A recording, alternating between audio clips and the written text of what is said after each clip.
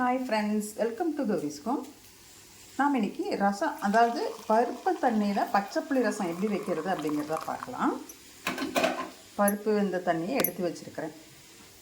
கொஞ்சம் புளி போட்டுக்கிறேன், நமக்கு தேவையான அளவு போட்டுக்கலாம்.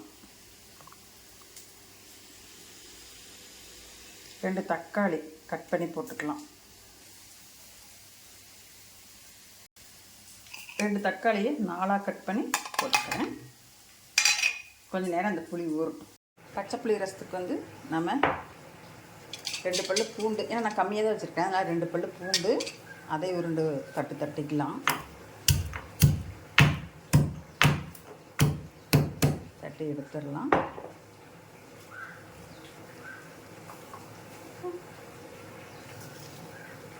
போட்டேன். அடுத்தது சீரக மிளகு, அதையும் இடிச்சுக்கலாம்.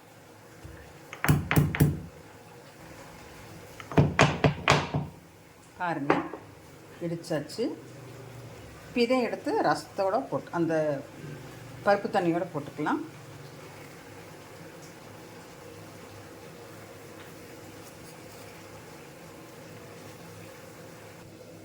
காரத்துக்கு ஒரு 1/2 மிளகாய் போட்டிருக்கிறேன். கொஞ்சம் வெங்காயம் போட்டிருக்கிறேன்.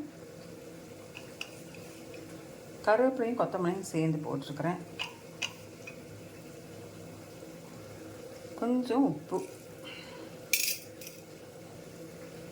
கொஞ்சம் பெருங்காயத்தூள் கரைக்கலாம். இப்போ கை சுடுதுங்க, இன்னும் கொஞ்சம் ஆறட்டும். கை சுடுது, சூடாக இருக்குது தண்ணி. இப்போ ஆறிடுச்சான்னு பார்ப்போம். ஆறிடுச்சு, பிசைஞ்சிக்கலாம்.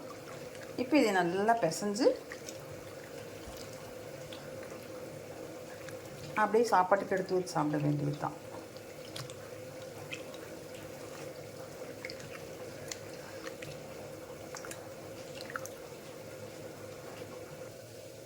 இப்போ பச்சைப்புளி ரசம் ரெடி. சாப்பாட்டுக்கு நீங்கள் ஊற்றி சாப்பிட்லாம், செமையாக இருக்கும். நீங்களே இதே மாதிரி செஞ்சு பாருங்கள். செஞ்சு பார்த்துட்டு எப்படி இருக்குன்னு சொல்லுங்கள்.